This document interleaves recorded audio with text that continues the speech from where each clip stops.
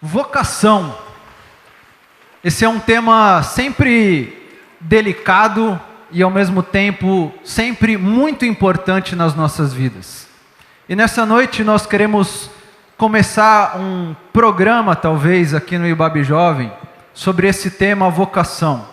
Nessa noite nós queremos começar a tratar e refletir sobre esse tema, para que a gente consiga despertar, resgatar e reforçar vocações. Para que a gente consiga despertar naqueles que talvez ainda não entenderam, não descobriram qual é a sua verdadeira vocação.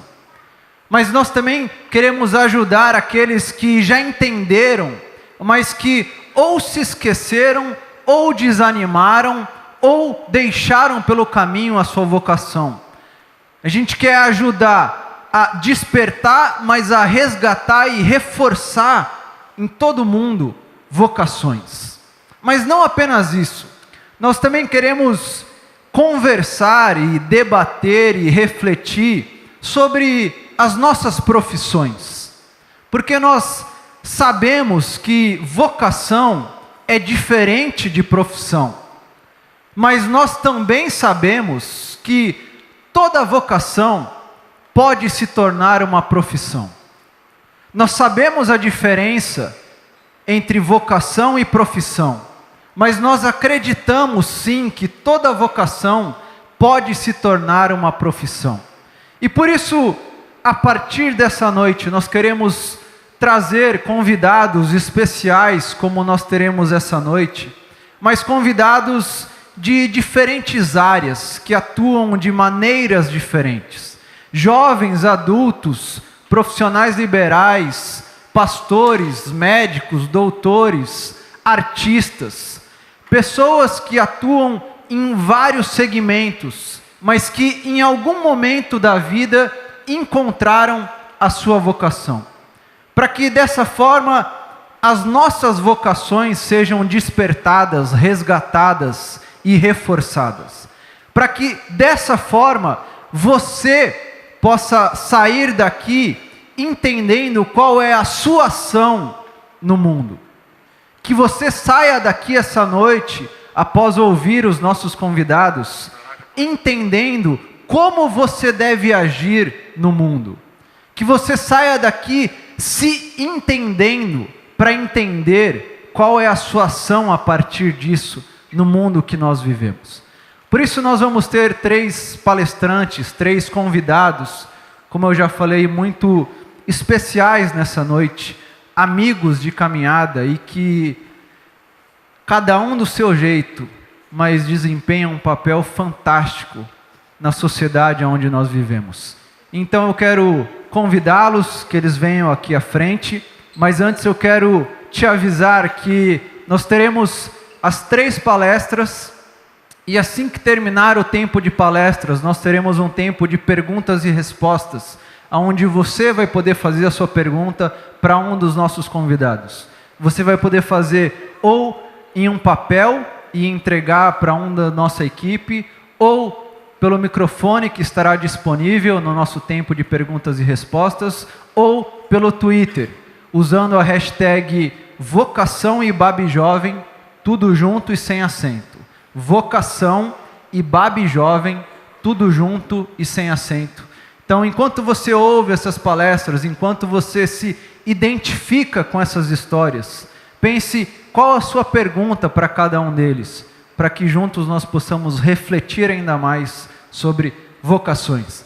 Então, quero chamar Marco Gomes, empreendedor, ciclista e um nerd por natureza, Cláudio Manhães, psicólogo, pastor de caminhada, e Lito Atalaia, cantor, rapper, artista e pai acima de tudo. Sejam bem-vindos, fica à vontade. Muito bom receber vocês aqui.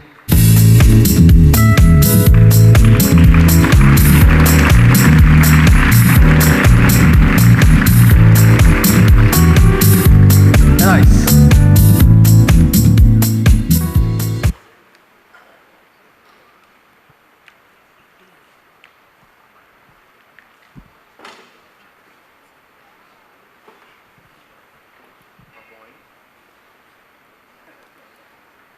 Oi, som.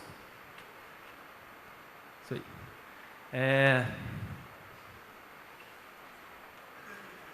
Agora sim. Muito obrigado pela presença de todos. Muito obrigado aí, Babi, por essa oportunidade. É uma honra muito grande para mim estar por aqui, neste lugar. Deixa eu pegar o lugar certo aqui. E hoje a gente vai falar um pouco sobre contrariar as estatísticas, sobre empreendedorismo, sobre vocação, assim espero. A gente vai começar, se o meu passador funcionar, funcionou, falando sobre o William Shockley. William Shockley, esse cara que está aí na foto, ele foi muito importante para a computação, para a eletrônica e para tudo que a gente faz hoje na nossa vida moderna. Ele criou aquele diagrama ali, quem for das exatas e da mecatrônica possivelmente vai entender esse diagrama que está desenhado na foto dele. Com esse diagrama, ele ganhou um prêmio Nobel. Esse é o diagrama do transistor, que é um componente muito importante para os eletrônicos. Ele está em todos os nossos dispositivos eletrônicos, ele está nas televisões, ele está, desde então, em todos os dispositivos que a gente usa na vida moderna. E esse transistor fez com que ele ganhasse um prêmio Nobel de tão revolucionário que ele é. E com esse prêmio Nobel, eles também ganham dinheiro, ganham reconhecimento e tal. Isso aí aconteceu mais ou menos em 1946, se eu não me engano. E ele resolveu fundar uma empresa baseada nessa invenção dele, o transistor, que é um componente eletrônico. Então, baseado nessa invenção, ele criou uma empresa, ele escolheu um lugar para fundar essa empresa, que é a cidade de Mountain View, na Califórnia. Mountain View é uma cidade ali entre São Francisco e São José, na costa oeste dos Estados Unidos. E baseado nessa invenção e baseado nessa empresa, ele queria trazer as melhores pessoas possíveis para trabalhar com ele. Como ele não tinha excesso de dinheiro, como ele não estava bilionário, ele chamou os caras jovens, ele chamou os caras entre 30 e 40 anos, entre 20 e 40 anos para virem trabalhar com ele. E esses caras, eles eram prodígios, eles eram muito bons no que eles faziam, e eles foram trabalhar com William Shockley. Só que o William Shockley não era exatamente o melhor dos gestores de empresa. Ele era um gênio, lógico, ele ganhou um prêmio Nobel, mas ele não sabia gerenciar uma empresa, ele não soube fazer a empresa ser do jeito que as pessoas queriam, ele não soube agregar um bom time, ele não soube fazer um ambiente bom para as pessoas. Então esses caras, essa galera que trabalhou com ele, 8 deles resolveram sair e fundar a própria empresa. E esses caras são chamados hoje de os 8 traidores. Eles saíram e fundaram a Fairchild Semiconductors. William Shockley criou a Shockley Semiconductor Laboratories, e dessa Shockley Semiconductor Laboratories veio a Fairchild Semiconductors com os 8 traidores. Os 8 traidores são caras que, basicamente, mudaram de novo o jeito que a gente tem a nossa vida moderna, o jeito que a gente lida com o trabalho e lida com informação. Na Fairchild Semiconductors foi criada a placa de circuito integrado, que é aquela placa verde que a gente conhece, cheia de trilhas e tal, que a gente vê dentro dos eletrônicos. Foi criado o microprocessador, entre tantas outras coisas. A Shockley Semiconductor Laboratories, lá do William Shockley, foi fundada em Mountain View, na Califórnia, que é mais ou menos aí no meio desse mapa, e a Fairchild também foi fundada aí nessa região. Essa empresa é chamada de startup original. Ela criou o que a gente conhece como Vale do Silício. O Vale do Silício até então não existia. E eles criaram isso. O William Shockley tomando a decisão de fundar a empresa ali naquele lugar, e a galera da Fairchild Semiconductors fundando a empresa ali também e começando esse trabalho de eletrônica. A Fairchild Semiconductors, ela é a mãe de todas as startups. A Fairchild Semiconductors, existem 90 e tantas empresas, 93 se eu não me engano, que sua origem se dá com alguém ligado na Fairchild Semiconductors ou com algum investidor que estava na Fairchild Semiconductors e se tornou um investidor, investiu nessas empresas. Enfim, muitas empresas que a gente usa e que a gente conhece hoje, se você rastrear a sua origem teve influência direta e não indireta, direta, não é só inspiração. Algum jeito de executivos que trabalharam na Fairchild ou executivos que investiram, trabalharam na Fairchild, etc. Por exemplo, algumas: Apple, Google, Oracle, Facebook, Intel, Cisco, eBay, Yahoo, Amazon, Tesla, Twitter, LinkedIn, entre tantas outras aí. A Fairchild Semiconductors foi responsável por influenciar e criar 3,1 bilhão de dólares na economia americana. Então, a decisão de uma pessoa de fundar uma empresa num lugar e depois de 8 pessoas saírem e fundarem sua própria empresa e construírem um ecossistema, fez com que a economia americana ficasse 3,1 bilhão de dólares maior e influenciou a criação de empresas que impactam nossas vidas até hoje. E aí, Fairchild Semiconductors, o que acontece 40 anos depois? Né? A gente está falando ali de 1950, 1956, por aí. 40 anos depois, em 2001... 60% dos jovens de periferia sem antecedentes criminais já sofreram violência policial. A cada 4 pessoas mortas pela polícia, 3 são negras. Nas universidades brasileiras, apenas 2% dos alunos são negros. A cada 4 horas, um jovem negro morre violentamente em São Paulo. Aqui quem fala é Primo Preto, mas um sobrevivente. O que acontecia em 2001, lá onde eu estava, em Brasília?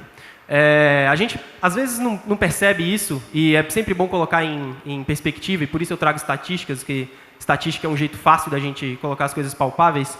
Em 2001, a chance de um adolescente morrer por homicídio no Distrito Federal era 6 vezes maior do que nos Estados Unidos. Então você já sai nesse tipo de desvantagem ao ter que competir globalmente. Os jovens do DF... 4,3% trabalhavam, 95% não trabalhavam, e desse percentual que trabalhava, 33% trabalhavam em algum tipo de serviço doméstico ou não remunerado. Então, é subemprego ou regimes muito exploradores, muito mais do que é natural. Mais do que isso, 73% desses jovens que trabalhavam estavam em situação de defasagem escolar. Então, pelas estatísticas, colocar um jovem para trabalhar lá no Distrito Federal em 2001 era basicamente condenar ele a ficar em defasagem escolar. Porque se você botou o cara para trabalhar nessa situação, não em qualquer situação, mas nessa situação, com a estrutura que não se dava na época, basicamente você estava condenando ele a ter problemas no estudo. 27% não tinham problemas com estudo. E a maior parte não tinha acesso à internet em casa. Apenas 10,3% tinha acesso à internet desses jovens. E um jovem do grupo dos 10% mais ricos tinha 130% mais chances de ser estudante de ensino superior do que um jovem dos 30% mais pobres. Esse era o cenário e a gente sabe não mudou tanto assim até hoje. E a população empregada do DF, 4,5% apenas eram empreendedores. 95,5% eram pessoas que eram empregadas das outras. Então você não tinha exemplo de empreendedorismo. Esse era o cenário violento, um cenário com defasagem escolar, com desemprego e um cenário sem exemplos de empreendedorismo. Vamos lá. Esse aí, inclusive, sou eu. Vamos lá. Foi. Então, tem uma frase muito legal do Rashid, que é um rapper que eu gosto muito, meu amigo. Ele fala o seguinte: com as ferramentas que me entregaram, tudo que eu podia fazer era nada. Primeiro deram sonhos, depois deram miséria por vontade. As margens da cidade, fim de comunidade. Segundo, nos deram a responsabilidade de ter o que eles não têm, a tal honestidade suave. Mas lá me ensinaram a ler, juntei letra por letra desse ABC. Agora escreva a rota da mudança com calma. Minha caneta vai tatuagem na sua alma. Deu pra ver que eu gosto de rap, né? Como eu não consigo cantar e ser rapper tão bom quanto eles, então eu ponho as músicas deles nas minhas apresentações para ilustrar o que eu quero dizer. Então, o que acontece 6 anos depois, nessa situação de defasagem escolar, de desemprego e etc. 6 anos depois, eu tinha basicamente, entre aspas, aí, vencido na vida. Eu tinha conseguido entrar num curso de computação na UNB, tinha conseguido sair daquela situação de pobreza e de vida na periferia que eu tinha. Eu tinha conseguido quebrar todas aquelas barreiras que a gente conhece sociais, tinha passado numa universidade federal, mesmo sendo aluno de escola pública, com muitos problemas de ensino e de estrutura e de aprendizado. Inclusive, reprovei o 3º ano na escola, mas fui aprovado excepcionalmente por ter entrado na UNB. E eu tinha um emprego, era líder de uma equipe de 15 programadores, todos mais velhos que eu, tinha carro, estava morando sozinho no melhor bairro, um dos melhores bairros de Brasília. Basicamente, eu tinha, entre aspas, gigantes, vencido na vida. Tinha, inclusive, passado num concurso público, que é o sonho de todo brasiliense jovem. Então, eu poderia ser funcionário público federal. Eu tinha passado num concurso público do SERPRO. E, enfim, minha vida estava, de novo, entre aspas, gigantes, resolvida aos 19, 20 anos de idade. Mas aí eu estava trabalhando numa agência de publicidade, antes de assumir esse cargo no SERPRO, que é o Serviço Nacional de Processamento de Dados, como funcionário público federal, eu estava trabalhando numa agência.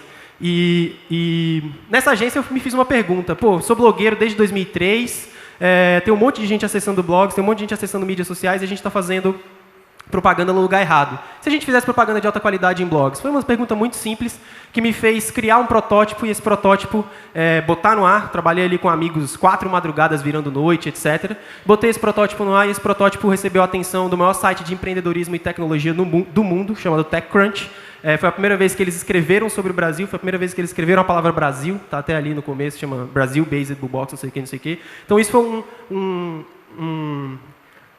um evento de muita importância para o empreendedorismo brasileiro. Até hoje, a gente é reconhecido, e eu sou reconhecido por ter sido o primeiro cara a fazer um projeto que saiu no TechCrunch. Isso gerou muita atenção internacional para o projeto. Mas, qual era a situação? A situação era... Investidores entraram em contato comigo, me pediram para a gente começar a conversar, disseram que eles podiam fazer investimento nessa minha ideia, que eu nem sabia que poderia ser uma ideia, ofereceram, depois eu vou falar até um pouco sobre isso, a quantidade de dinheiro que eles ofereceram para fazer investimento na empresa, e eles falaram, beleza, mas você tem que mudar para São Paulo para fundar essa empresa. E aí, qual era a situação em São Paulo de empreendedorismo? Bem, as empresas, 27% das empresas morria já no primeiro ano, apenas 38% sobrevivia após o 5º ano. Então, se você abre uma empresa, se você abria, e hoje não mudou tanto, se você abriu uma empresa em São Paulo, depois de 5 anos, mais da metade já tinha fechado. Então, você tem mais de 50% de chance de fracassar nesse cenário aí. Mais do que isso, os empreendedores não eram iguais a mim, eu tinha 20 anos. Eles eram todos mais velhos, ali com faixas de idade acima dos 37 anos.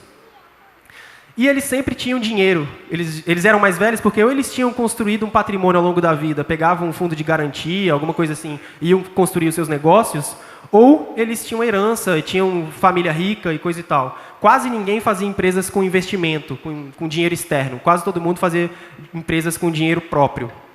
Então, você tem empresas que 1/3 fechava no primeiro ano, a maioria fechava no até o 5º ano de operação, empresários experientes, em média 17 anos mais velhos do que eu, na época, e com dinheiro próprio ou de família. Investimentos eram praticamente inexistentes. E ainda assim, resolvi mudar para São Paulo. Os investidores resolveram confiar na ideia e no projeto.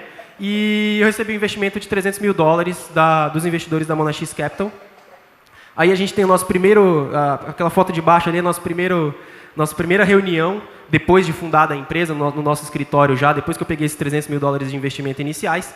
E ali tem um menino de regata, dreadlocks, e do lado tem um cara de camisa. Aquele cara de camisa é o representante dos investidores, ele veio fazer uma reunião com a gente. E esse cara de camisa teve coragem de investir $300 mil no menino de dreadlock e regata. A pergunta é, vocês teriam essa coragem? Eles tiveram. E a coisa rolou. Com isso, a gente conseguiu criar uma rede de publicidade com 700 mil sites. A gente administrava o espaço publicitário de 700 mil sites, dos maiores sites do Brasil. Esses são alguns aí, bastante conhecidos, que a gente teve na nossa rede. Essa rede de publicidade, que a gente administrava o espaço de publicidade para eles, chegou a alcançar 67 milhões de pessoas por mês no Brasil. Então, 6 em cada 10 brasileiros que usam a internet, são impactados por uma publicidade veiculada pela empresa que eu criei, a Bullbox. Os anunciantes, alguns dos maiores anunciantes do Brasil também apostaram na gente e faziam publicidade nessas redes, inclusive Vivo, Bradesco, P&G, Itaú, entre tantos outros aí. E tudo isso não foi feito só por mim. Então, falando aqui um pouco até de vocação, talvez a minha vocação nem seja ser empreendedor, um grande administrador de empresas ou coisa assim. Talvez minha vocação seja conseguir agregar as pessoas e tirar bom proveito do melhor de cada um. E essa equipe aí é um dos estados da equipe da Bullbox aí no meio do ano passado, com a equipe inteira. Então você vê que tem gente de todo tipo, tem gente mais velha, tem gente mais nova, e isso tudo foi construído com muito sacrifício e com muito entendimento de todo mundo para a gente conseguir se relacionar. E essa equipe gerou resultados. Alguns dos nossos resultados, a gente foi considerado uma das 50 empresas mais inovadoras do mundo pela melhor revista de inovação Fast Company. Fomos capa de revista várias vezes, Época Negócios, Proxima, entre tantas outras. Tivemos na lista da Forbes como a 2ª empresa mais inovadora do Brasil. Então, teve muito resultado e esse resultado gerou consequências muito boas. Por exemplo, a venda da empresa em outubro. Então, em outubro, a gente começou uma negociação. Em janeiro, em dezembro, a gente começou uma negociação, janeiro retrasado, de 2014, e a gente negociou com alguns potenciais compradores até conseguir fazer a venda da empresa em outubro do ano passado, e aí isso fecha um ciclo do empreendedor, né? Isso para o empreendedor é muito importante. O ciclo de não ter nada, criar um projeto de madrugada sozinho, fundar uma empresa, crescer essa empresa, construir uma equipe incrível, conseguir clientes, que é a parte mais difícil, na verdade, vendas recorrentes e tal, e no final, achar alguém interessado para poder continuar tocando essa história. E aí, o que acontece, né? Falando de novo de vocação, e aí? Fez o ciclo completo, qual o próximo passo? Meu próximo passo foi me juntar a um grande amigo e analisar um mercado de exercícios físicos. A gente descobriu aí, estudando, e até pela meu hobby pessoal de ciclismo e tal, a gente descobriu que o sedentarismo é responsável por 54% do risco de infarto. Ele mata mais do que o cigarro, mata tanto quanto o cigarro no Brasil e no mundo. São Paulo perde 1,5 bilhão de dólares por ano por consequência de poluição. Então, tem muita coisa ruim acontecendo e o esporte pode ajudar a melhorar todos esses problemas. Então, estudando o mercado, a gente criou o Mova Mais, que é o programa de benefícios para quem faz atividade física. O Mova Mais, a gente analisa a atividade física das pessoas através do smartphone, corrida, caminhada, pedal e cadeira de rodas. As pessoas fazem exercício na rua com o smartphone no bolso. A gente analisa esse exercício através do GPS, de um monte de outras coisas, e gera pontos. Esses pontos podem ser trocados por benefícios. Então, a proposta é muito simples. Você corre, ganha pontos que podem ser trocados por passagem aérea, por exemplo. Você pedala, ganha pontos que podem virar podem te ajudar a completar. É lógico que você não vai conseguir comprar um produto só com isso, mas junto dos pontos do cartão de crédito, dos voos que você faz, e tantas outras coisas, você junta todos esses pontos, inclusive os pontos do exercício físico, e você pode trocar por um benefício qualquer lá na rede Múltiplos, como diária de hotel, ou próprio um equipamento eletrônico e coisa assim. Então, a proposta é bem simples. E a gente hoje, menos de um ano depois do lançamento, a gente lançou em maio de 2015, a gente tem já 200 mil pessoas cadastradas e as pessoas fazem muito exercício. Então, uma das características, uma das estatísticas que a gente tem ali, por exemplo, se fosse uma corrida de revezamento desses exercícios que as pessoas fazem, que nossos 200 mil usuários fazem, as pessoas já teriam feito 547 voltas em torno da Terra. Então, é muito exercício, são 200 mil quilômetros de exercício todos os dias que a gente analisa. E isso no mundo inteiro, né? É uma empresa que já nasce com características globais. É uma empresa já de grande relevância, apesar de pequena, 7 pessoas. A gente foi considerada uma das 100 empresas mais inovadoras do Brasil pela revista Consumidor Moderno. E aí a gente volta, a empresa está começando e tal, e a gente volta para aquela imagem lá do início. A imagem do início é o seguinte, esses 8 caras aí, eles mudaram o jeito, como eu disse, que a gente usa a informação, que a gente usa computador, eles inventaram, basicamente, o que era necessário para criar computador e etc. E uma sequência imprevisível de acontecimentos. Esses 2 caras aí são muito importantes, Gordon Moore e Robert Noyce. Esses, para minha história, eles são mais importantes do que os outros 6, né? São 8 traidores. Esses 2 são mais importantes que os outros 6. Porque uma sequência imprevisível de acontecimentos fez com que eu, o moleque lá do Gama, 40 e poucos quilômetros de Brasília, no Distrito Federal, crescido na periferia, basicamente sem estrutura nenhuma para fazer qualquer coisa que fosse, uma sequência imprevisível de acontecimentos me ligou a esses caras. De alguma forma, o trabalho que eu fiz e que aquela equipe fez criou valor suficiente para que esses caras se ligassem a gente. Como eu falei na Fairchild, esses caras são fundadores da Intel, que é foi uma das investidoras da Bubox. Então, uma sequência imprevisível de acontecimentos leva a me ligar a caras que são e foram essenciais para a vida moderna e foram essenciais para tanta coisa que a gente faz hoje. E, de novo, uma sequência imprevisível de acontecimentos, pode pegar um moleque lá do Gama, que reprovou o 3º ano, e levar ele para dar palestra na ONU, em Nova York. Então, minha dica use as estatísticas como um retrovisor, mas não como um trilho. Então, você tem que analisar a estatística para saber o que pode acontecer, mas você também tem o poder de quebrar cada uma dessas estatísticas. Elas não devem limitar o que você pode fazer. Com as ferramentas que me entregaram, tudo que eu podia fazer era nada, lembra disso. Mas a força de vontade transformou veneno em combustível para um sonho.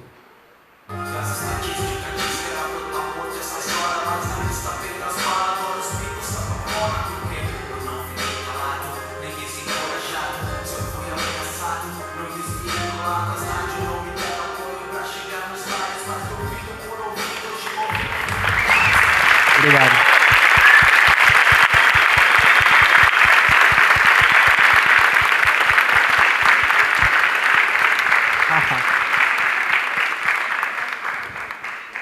Depois do Marco, você fala... Fala mais, Marco. Sua vez. Você que é o MC. Meu pai. Preparei os terrenos aí pra você, ó. Muito rap. Jesus. Vou cantar 2 músicas e vou embora. Na real, eu tinha me preparado, eu queria muito, desde que o Saldiba me ligou, eu queria começar essa conversa aqui com algo do tipo... O Aurélio diz que vocação... E aí no meio da semana eu fui acometido por um sentimento gospel que me disse, não, eu vou falar. O que a Bíblia diz a respeito da vocação? Só que aí eu estava lendo umas matérias na semana e eu me deparei com uma matéria que falava sobre o Boko Haram e sobre a forma que eles escravizam as meninas na África. E aí eu parei e fiquei horas lendo aquilo. Quando houve os atentados na França, esses do jornal, do Charlie Hebdo, eu publiquei algumas coisas, naquela coisa de eu não sou Charlie, eu sou Charlie, eu sou Charlie, eu não sou Charlie. E eu falava para as pessoas que o meu problema com isso era que eu não consigo enxergar o mundo dividido. Eu não consigo virar quando me dizem, é uma coisa minha. Ah, eu preciso orar pelos cristãos que sofrem na Síria. E eu digo, não, eu preciso orar por todo mundo que sofre na Síria. O Douglas pediu para eu tirar o cap porque eu estou meio negro.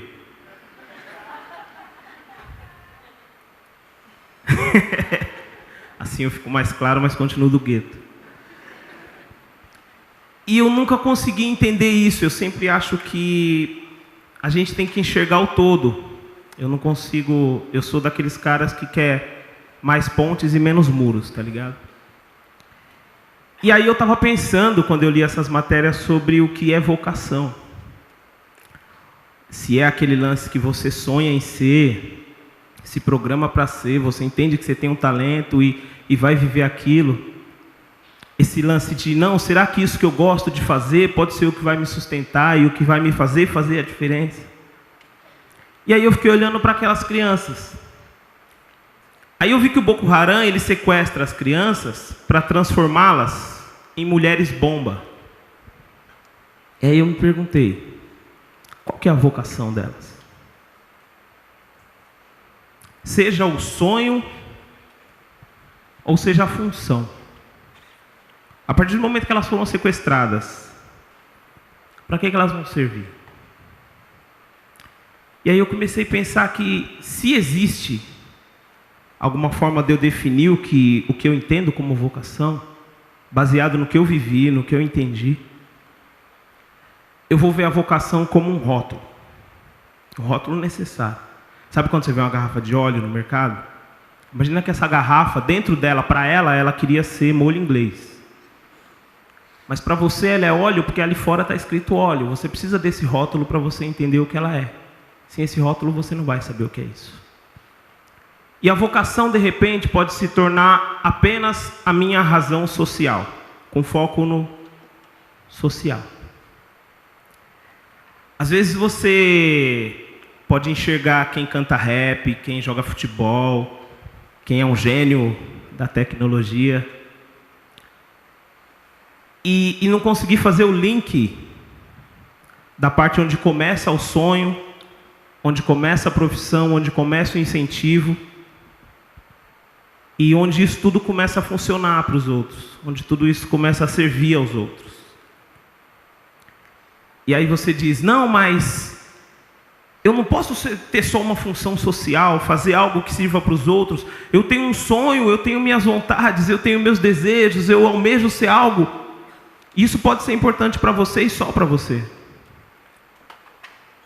Agora, se você quer que isso que está dentro de você, não, isso é o sonho, isso eu quero fazer, sirva para os outros também, aí o seu sonho passou a ter uma razão social. E aí eu acho que é onde começa a nossa vocação. A vocação, para mim, ela é o fato do seu dom, do seu talento, ou daquilo que você quer fazer, porque você pode escolher o que você vai fazer.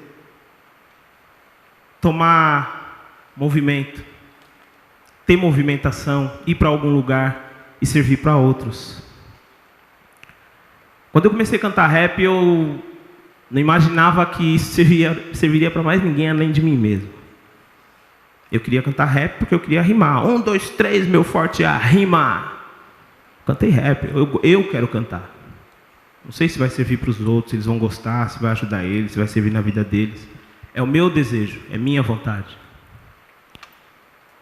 E eu só comecei a prestar atenção que aquilo podia servir para os outros quando eu comecei a ver os olhares ávidos dos moleques que iam nos shows. E no começo você canta em eventos que não tem iluminação, não tem nada. Então você vê o rosto de todo mundo e você vê o olho de todo mundo. E aí quando eu vi os olhos daqueles moleques vidrados em mim assim, e pensava, cara, acho que se eu falar umas paradas legais, eu posso fazer alguma diferença na vida desses caras aí. Porque ele está prestando muita atenção no que eu estou falando, então eu não posso estar falando besteira aqui em cima. O que eu quero fazer, o que é minha vontade, pode servir para outro, pode ser útil para eles. Mas ainda é o que eu quero, é a minha vontade. E aí eu vou para casa e começo a mudar o meu jeito de escrever música, o meu jeito de fazer rap. Aí eu começo a achar que eu vou passar, eu vou morrer, eu vou embora. Mas a música, ela vai ficar. E vai ficar registrado nela a essência daquilo que eu quis fazer para os outros. E aí a minha preocupação com o que eu escrevo passa a mudar. Para servir os outros. Com o meu sonho. Com aquilo que eu queria para mim. Não vai deixar de ser meu. Mas agora vai ter que servir para os outros. Eu entendi que a minha vontade, o meu sonho, o meu querer, podia ser útil para alguém, que não fosse eu.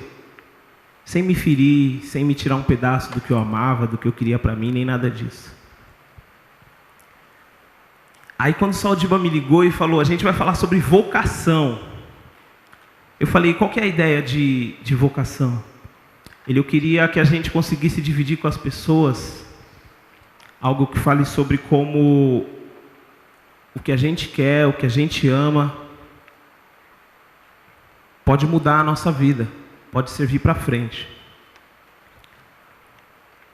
E aí eu queria contar para vocês um pouco do que eu vivi e do que eu fiz para mim, não fiz para os outros.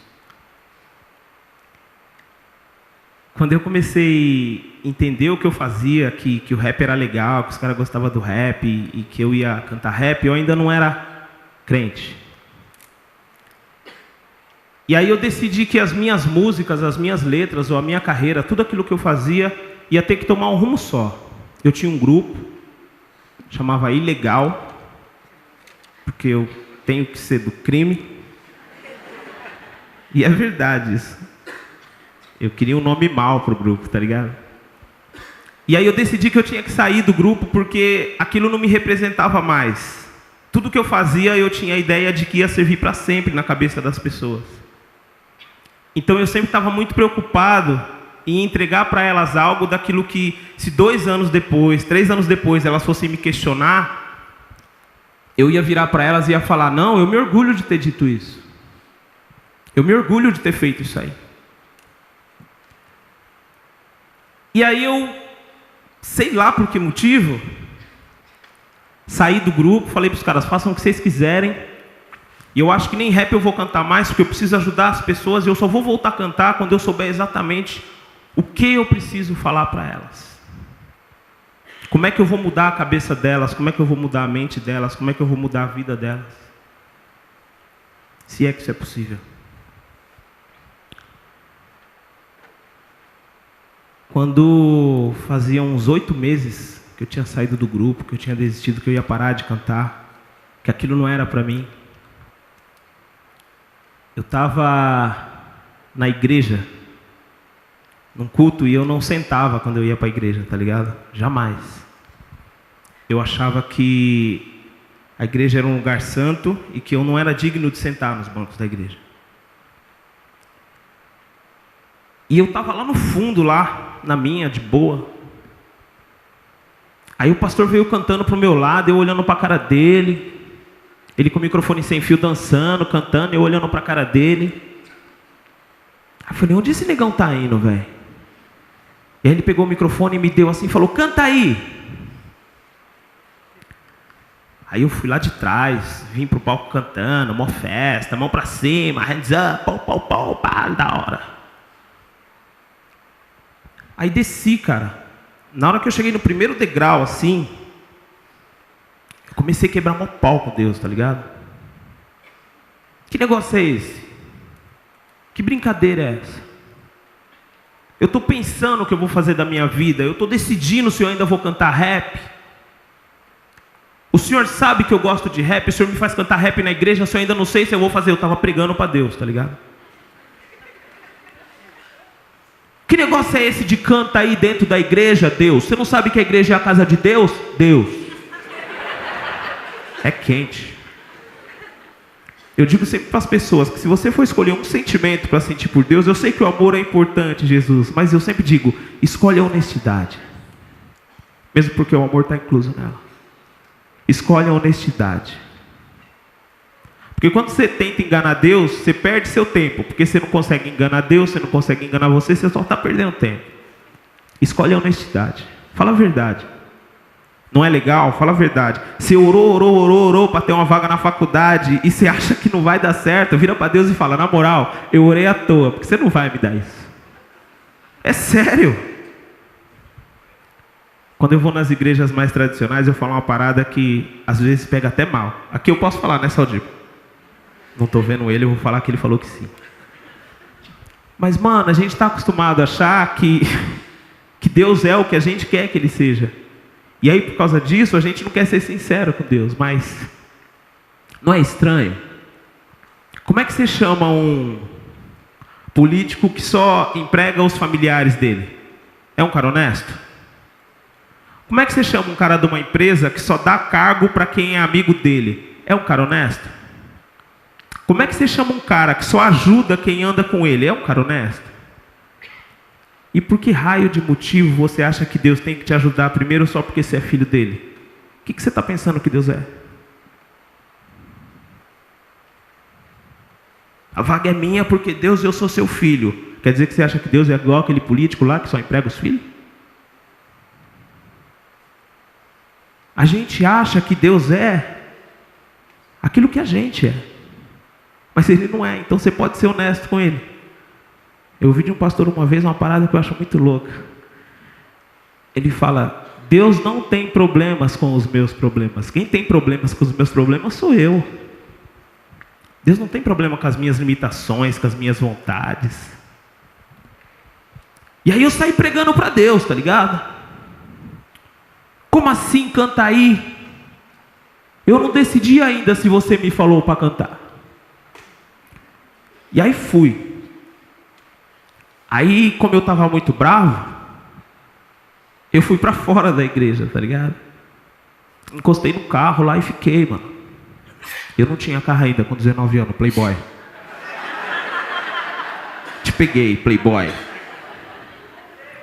Eu não tinha grana. Esse aqui é o rap mimimi. Aí eu fiquei encostado lá, aí bravo, cara, tá ligado? E aí Deus começou a trocar ideia comigo. E me explicar. Não o que eu queria ouvir, mas o que Ele queria falar. E aí Deus me ensinou uma parada que eu carrego para a vida inteira e que para mim tem a ver com o que possa ser vocação. Eu tinha esse grupo de rap secular, na época tinha uma grande gravadora em São Paulo e a gente estava quase entrando nessa gravadora. Inclusive a reunião foi aqui perto, eu vim na reunião, desci do metrô, fui andando a pé até lá, e pá, e saí feliz. E eu abri mão disso. E a verdade é que dentro de mim era como se eu achasse que Deus me devia algo. Olha, eu te entreguei algo, você não pode me deixar sozinho agora. E eu tinha mesmo entregado para Deus aquilo que eu tinha de mais valor. o meu sonho, aquilo que eu achava que era meu dom, meu talento, aquilo que eu achava que era a minha vocação. E aí Deus virou para mim e falou: você está me confundindo. Você está achando que eu quero o seu sonho para eu desmontar ele assim, quebrar ele todo e falar, ha, ha, ha, ha, agora você é meu. Você está achando que eu quero esses seus bonés, essas suas calças largas, essa sua corrente? Você está achando que é isso que eu quero? Deus virou para mim e falou: você acha que eu dei meu filho para morrer por causa dos seus tênis? Você acha que é isso que eu quero de você? Que você para de usar tênis, calça, jaqueta, boné? Você entendeu errado. Eu não sou esse cara aí que você está pensando. Deus virou para mim e falou: você vai entender que eu não sou nenhum ladrão de sonhos. Eu sou um realizador de sonhos. Eu não queria que você entregasse tudo que você ama para mim, só para eu virar e falar, agora é meu, porque eu sou Deus. Eu queria pegar tudo que está no seu coração e transformar de uma forma que você possa viver isso de verdade e ser útil para você e para os outros. E é isso que eu quero saber se você quer. Eu digo para os caras que antes de eu me converter, antes de eu virar crente, o rap era assim: Ana rima com cana, que rima com banana, que rima com pijama, certo? Depois que eu me converti, ficou assim: Ana rima com cana, que rima com banana, que rima com pijama. Não mudou nada no rap. Não mudou nada na rima. Mas eu mudei algo em mim. E eu tinha um sonho. Eu queria gravar um CD de rap. Daqui 3 meses sai o meu 7º CD de rap. Porque eu sou bom pra caramba? Porque eu aprendi a fazer umas métricas muito loucas, uns flow e umas levadas diferentão? Não. Eu acredito nisso. Que é porque eu entendi que aquilo que eu tinha, se fosse só para mim, podia parar ali. Estava resolvido. Eu fazia as rimas, eu cantava os rap, eu ficava feliz. Mas aí, lembrando dessas minas do Boko Haram, eu te pergunto: a sua vocação e a minha vocação são aquilo que a gente vai escolher fazer? Ou vão ser aquilo que a gente realmente vai fazer e que os outros vão ver a gente fazendo? Porque quando eu ver a lata de óleo lá no mercado, não me importa se ela quer ser molho inglês, eu vou usar ela para fritar batata, não para pôr em cima do meu salmão. Então quando os outros te verem, eles não vão conseguir enxergar teu sonho, tua vontade, tua motivação. Mas eles vão conseguir enxergar aquilo que você realiza com isso que está dentro de você. E aí eles vão entender qual é a sua vocação. E isso é você que escolhe. Não, mas não é aquele sonho que tem dentro de... Não, isso aí é seu sonho. Se você quer usar esse sonho para servir os outros, como eu disse, aí você transformou o seu sonho em uma razão social. Parabéns por isso. Mas você não tem que fazer isso. Mas o que eu acho importante numa noite dessa você entender é que o mundo que está aí fora, ele precisa entender qual é a tua razão social, qual é o teu rótulo, o que você vai fazer. Porque quando essas meninas explodirem em algum shopping, em algum metrô lotado, elas vão ser conhecidas como mulheres bomba. Só isso. Não vai importar o sonho que elas tinham. Não vai importar aquilo que elas queriam e aquilo que elas almejavam, porque elas passaram a ser a vontade daqueles que sequestraram elas. E já que nós não estamos sequestrados, já que nós podemos sonhar no mundo que a gente descobriu que até os sonhos podem ser roubados. Um outro rapper, o Dexter, ele fala uma parada muito louca. Ele ficou muito tempo preso e ele fala: podem me acorrentar, mas não podem acorrentar meus pensamentos. E aí eu viro e falo, Dexter, essas meninas tiverem até o pensamento acorrentado. Porque elas não vão poder mais fazer nada. E é duro. Por isso que eu falei para vocês da honestidade. É duro falar isso. É duro entender isso. Lá dentro, algo dentro da gente diz, não diz isso, porque elas podem no mundo real. Isso deve ser combustível para mim, para você, para a gente tentar usar aquilo que a gente tem para fazer algo funcionar, para fazer algo movimentar. A real da minha história é que eu aprendi que aquilo que eu tenho para mim sempre vai poder servir para mim e para os outros. Eu aprendi a ver isso em tudo. Eu vejo a história do Marco ali, aí eu vejo aquele lugar é o lugar que eu fui aquela vez? O do escritório do... É isso aí. Muito louco. E aí você lembra que é o sonho do cara, e tinha sei lá quantas pessoas na foto rindo feliz do sonho do cara. E o seu sonho pode fazer isso. E aí quando o seu sonho começar a movimentar outras pessoas, quando o seu sonho começar a fazer outras pessoas se movimentarem, quando a sua vontade de se movimentar com aquilo que você tem, e você tem, começar a fazer essa diferença, aí eu vou ver a sua vocação, aí a gente vai conseguir entender qual é a sua vocação. Mas sobretudo, você pode muito bem viver a vida inteira sem fazer nenhuma escolha. E hoje tudo pende para que a gente não faça essa escolha. Hoje o legal é você olhar e sempre dar um jeito de falar que você não tem nada a ver com isso. Eu fiz uma música do disco novo na qual eu falo: a culpa é de quem foi ou quem não foi para a rua. Eu já sei de quem foi, a culpa é toda sua. A culpa é dos Petralha ou a culpa é dos Coxinha? Eu já sei de quem foi, a culpa não é minha. A ideia é eu me isentar. A ideia é eu não me envolver.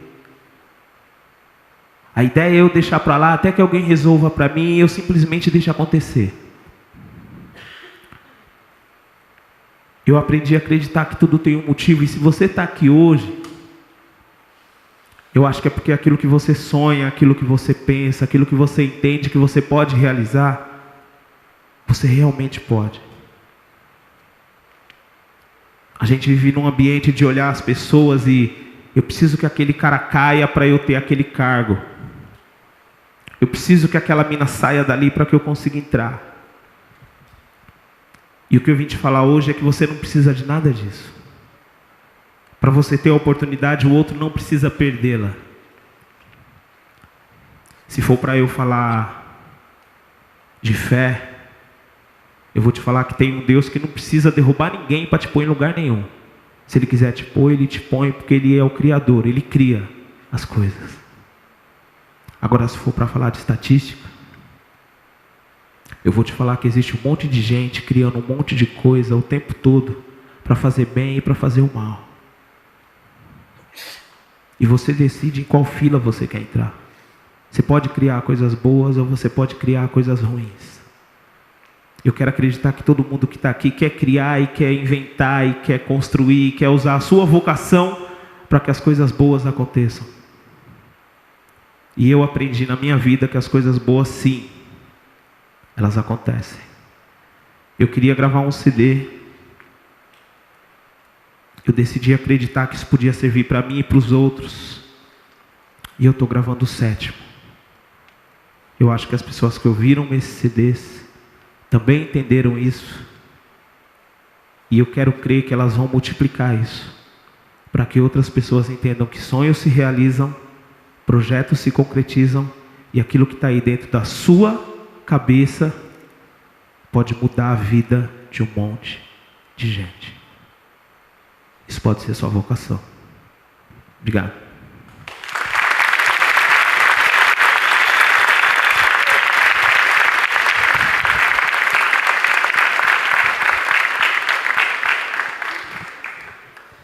Pensei assim, antes de falar, eu vou olhar para trás para ver qual que é a imagem aqui atrás de mim. Um machado aí. Bacana. Oi, pessoal. Feliz de estar aqui com vocês. Muito feliz de ter ouvido Marcos, Lito. Bacana, obrigado, viu? Inspirador para mim. Eu queria contar para você, então, a história de como eu me relacionei com a minha vocação ao longo da minha, até aqui, curta vida. Tá certo? E pensando em contar essa história para você, a primeira coisa que eu me dei conta é que eu me relacionei com o que eu chamo de minha vocação a minha vida inteira. A minha vida inteira. Isso significa que eu me relacionei com a minha vocação antes sequer de eu entender o que era vocação, pelo menos da maneira como eu entendo hoje.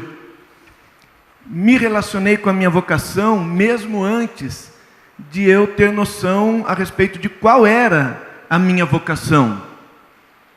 Que essa compreensão foi mudando, ela foi se tornando mais clara, ela foi se ajustando ao longo do tempo. O que eu diria hoje para você que é a minha vocação, talvez há 15 anos atrás eu não diria desse jeito.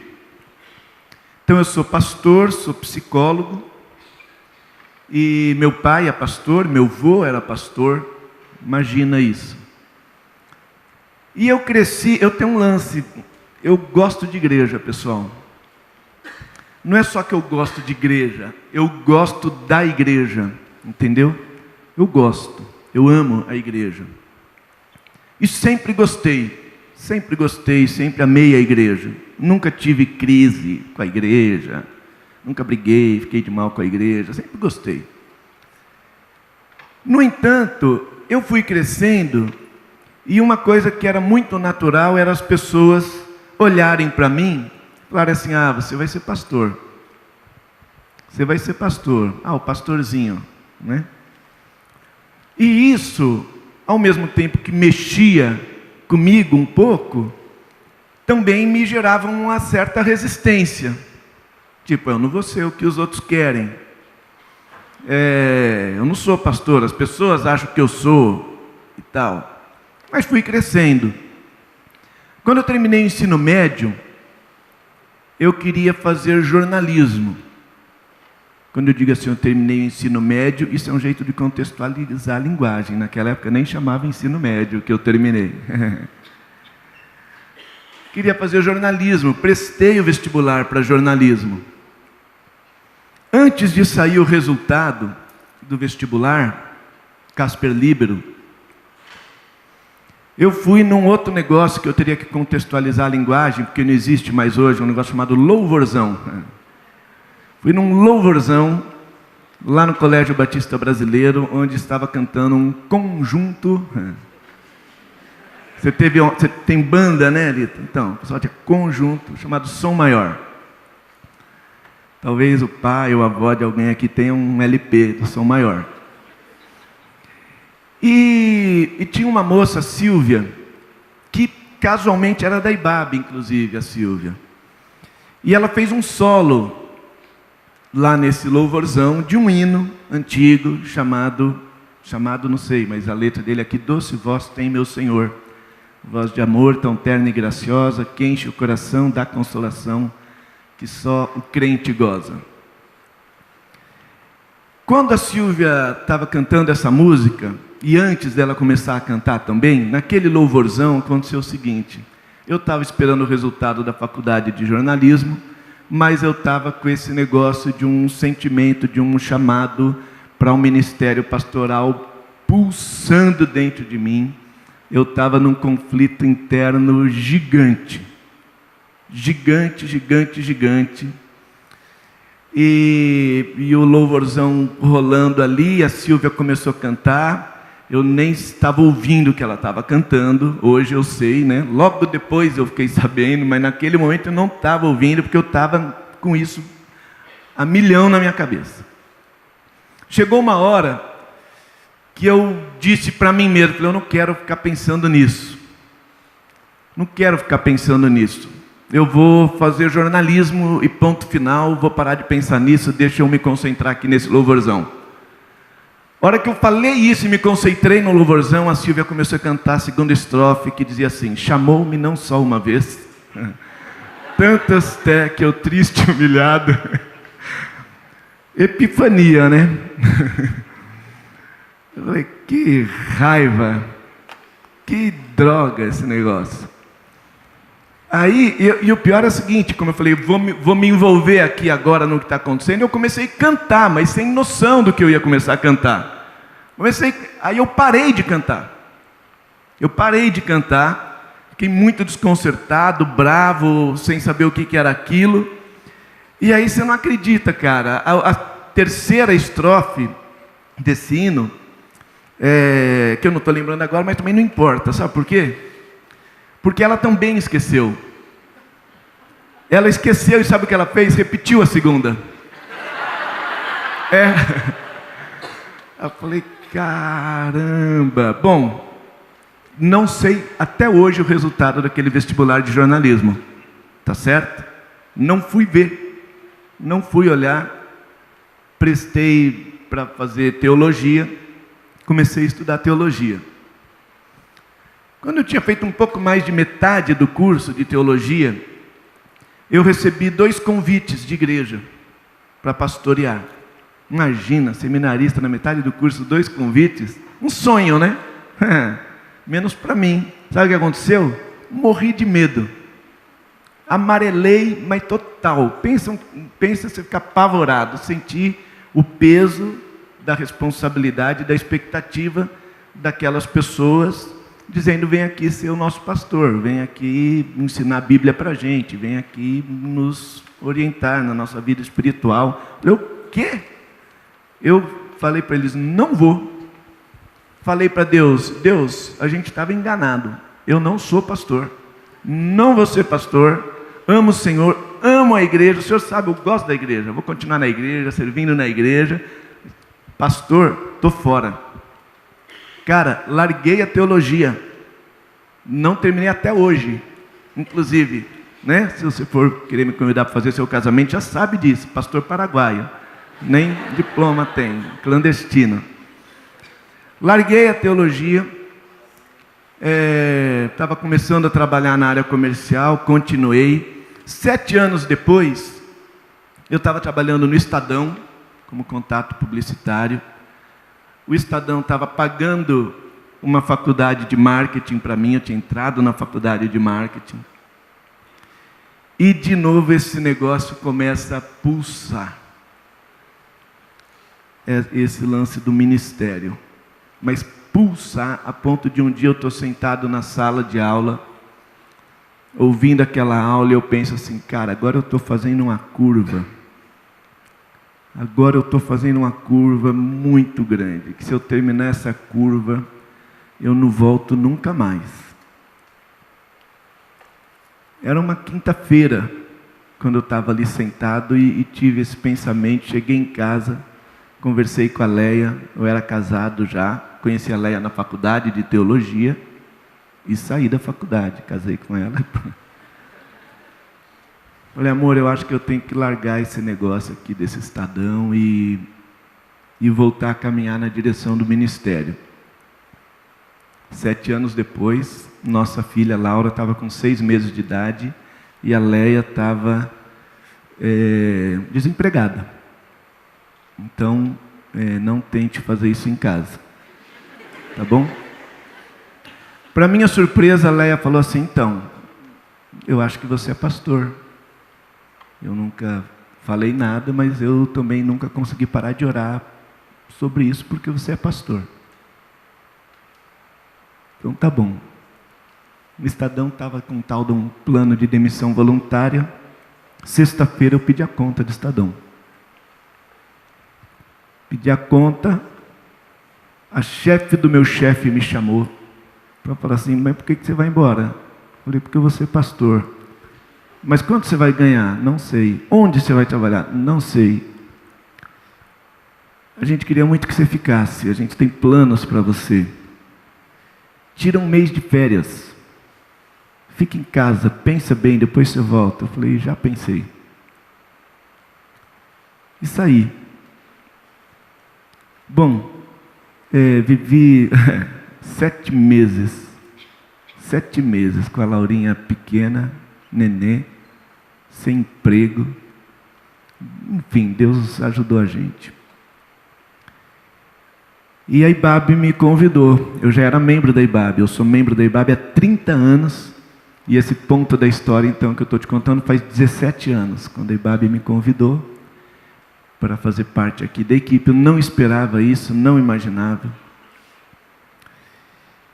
E aí eu comecei a me relacionar com uma outra coisa. Com algumas coisas, na verdade. Uma é que eu comecei a perceber o seguinte: eu trabalhava na área comercial. Eu adorava o que eu fazia. Eu adorava, gostava muito, muito. E quando eu comecei a trabalhar na IBAB, eu virei pastor, mas o cargo é coordenador ministerial, tá certo? Você coordena o ministério dos novos membros, dos casais, do aconselhamento, dos pequenos grupos. Naquela época era dos jovens, né?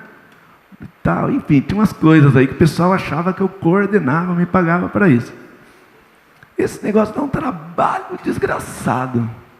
E teve um dia que eu me dei conta de uma coisa. Pasme. Teve um dia que eu me dei conta do seguinte: cara, quando eu trabalhava no Estadão, eu tinha mais tempo para cuidar de pessoas do que agora que eu trabalho na IBAB. Verdade. Eu me dei conta que quando eu trabalhava no Estadão, eu fazia mais visitas do que quando eu estava trabalhando na igreja. Porque eu era da área comercial, eu tinha uma flexibilidade de agenda que na igreja eu não tinha. Bom, crise. Terapia. Fui para terapia. Antes de ir para terapia, eu fui conversar com Ari. Pastor Ariovaldo Ramos. Falei, pastor, acho que eu vou largar meu emprego. Por quê? Porque não dá tempo para eu cuidar das pessoas, sendo pastor de tempo integral. Que negócio doido. É verdade. Ele falou, hora mais. Falei, tá bom. Aí fui para terapia. E na terapia aconteceu o seguinte. Nesse momento também, que eu estava indo para terapia, eu estava muito afim de estudar. E estava pensando em fazer uma faculdade, que eu não tinha feito nenhuma até então, certo? E eu não queria fazer teologia. Não queria fazer teologia. E pensei e decidi, vou estudar jornalismo. Vou estudar jornalismo. Que bacana. Eu vou treinar um pouco minha escrita, vou treinar uma leitura social e tal. Vou fazer jornalismo. No meio dessa crise, estou eu lá na terapia, e um dia eu penso assim, quer saber de uma coisa? Se eu fizesse todo dia o que essa mulher aí está fazendo comigo, eu não estaria me desviando nem 1 centímetro do centro da minha vocação. Não estaria me desviando do centro da minha vocação. Nesse dia, não é que eu descobri que a minha vocação não era ser pastor, era ser psicólogo. Nesse dia, eu entendi que a minha vocação era ouvir as pessoas, cuidar das pessoas, ajudar as pessoas a cuidarem de si mesmas. E aí fui estudar psicologia. Terminei há 4 anos atrás.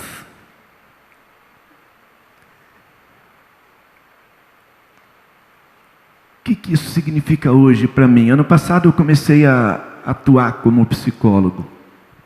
Então eu separei uma manhã da minha semana para eu trabalhar num consultório como psicólogo.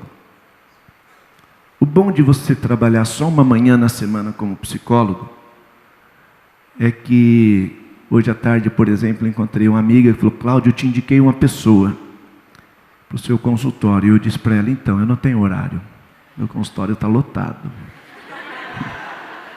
É bacana. Eu sou um psicólogo super bem sucedido, agenda lotada toda quarta de manhã, certo?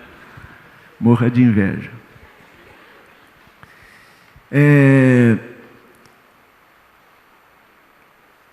E eu decidi atuar ali também.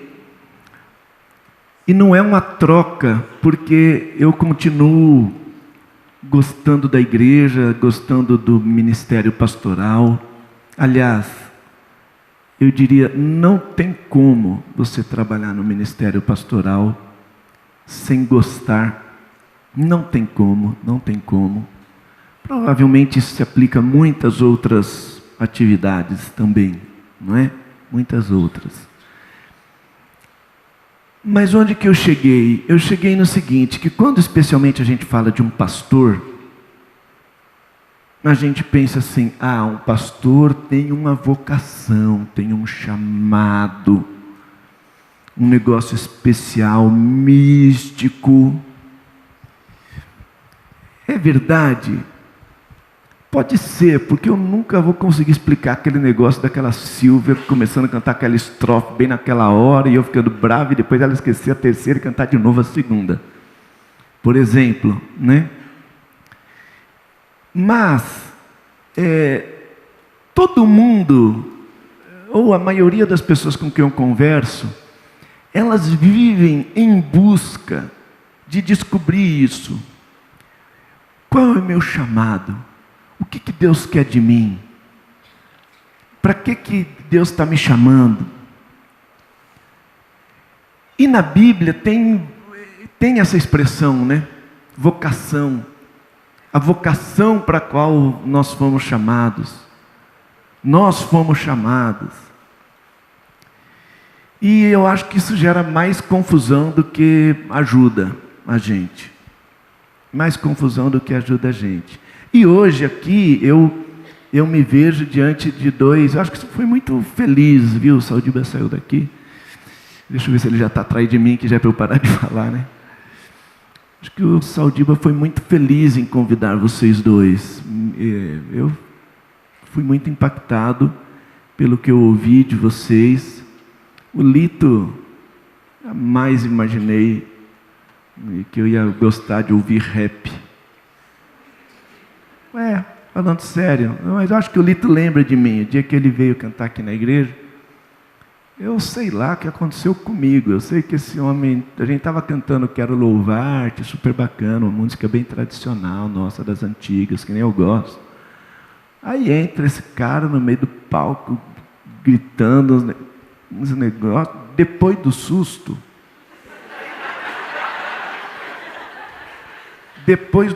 eu só chorava. Eu só chorava, impactado pelo que o Lito estava dizendo, pelo que o Lito estava cantando. É cantando que fala? Rap é música? Então, pastor, eu tenho um amigo que ele costuma dizer para mim: vocês rappers falam, então eu não vou falar que você canta muito, eu vou falar que você fala muito. Mas é verdade. Então eu só chorava. Comprei um CD de rap. Fui lá comprar Lito, me dá um CD. Vai dar uma dedicatória. E, putz, mas eu ouvi seu CD, Lito. Cara, muito obrigado. Como ouvi teu CD, como fui abençoado. E aí, assim, vocação na Bíblia é uma só. Vocação na Bíblia é uma só. Se você for olhar direitinho para a Bíblia, você vai perceber que quando a Bíblia fala vocação, ela só está falando de uma coisa: Deus nos chamou para viver no reino dEle. Deus nos chamou para viver para Ele. É só isso que é vocação na Bíblia. Só isso. Ah, mas não tem esse outro sentido da vocação? Ah, tem. Mas aí, cara, olha para esses dois aqui. Olha para a minha história também. O que é que você gosta? O que é que você faz bem? O que é que você quer? Eu achei bacana o Lito falar. Às vezes é uma escolha mesmo. Não tem nada assim que eu sinta, que eu gosto. Então escolhe. Escolhe algo que você acha que você vai dar conta de fazer bem. Se prepara, estuda. E a sua vocação diz respeito ao seguinte: não é ao que você vai fazer. A nossa vocação, ela vai impactar a maneira como nós vamos fazer o que quer que a gente faça. Ou seja, o que quer que a gente faça, a gente vai se preocupar em fazer de um jeito que glorifique o nome de Deus. Ah, Cláudia, aí você bagunçou de novo tudo. Como que eu vou saber que glorifica o nome de Deus? Então, você começa deixando de lado essa minha linguagem evangeliquez, religiosa, não é? E pense o seguinte: como é que eu posso fazer o que eu escolher fazer na vida de um jeito que abençoe pessoas, de um jeito que ajude as pessoas, de um jeito que mude, torne o mundo um lugar melhor? Que mundo? Começar o seu mundo. A começar pelo seu mundo. Depois pode ser o pessoal que senta na mesma mesa que você. Enfim, não importa. Não é? Porque tem gente que muda o mundo, mas tem gente que muda a vida de duas pessoas. Por quê? Porque escolheu fazer alguma coisa na vida bem feito e que não ia fazer aquilo pensando apenas e exclusivamente no seu próprio bem. Apenas e exclusivamente no seu próprio bem. Então, quando você pensar em vocação, o que eu desejo para você? Primeiro, eu desejo que você pare de ficar perdido, achando que tem um sinal que você vai ouvir. Pode ser que se vá, pode ser que não. Olha para dentro de você. Olha para dentro de você, olha para o que você sente, para o que você gosta, para o que você sabe. Faz suas escolhas, vá em frente e não perca de vista o que é que você tem com Jesus de Nazaré e o que é que Ele pode esperar de você. Tá certo? Porque essa é a sua vocação. Andar olhando para Ele, pensando o que Ele gostaria que você fizesse ali onde você está, dentro da sua escolha, como você acha que Ele gostaria que você exercesse a sua vida. Tá bom? Estourei já meu tempo, então parei.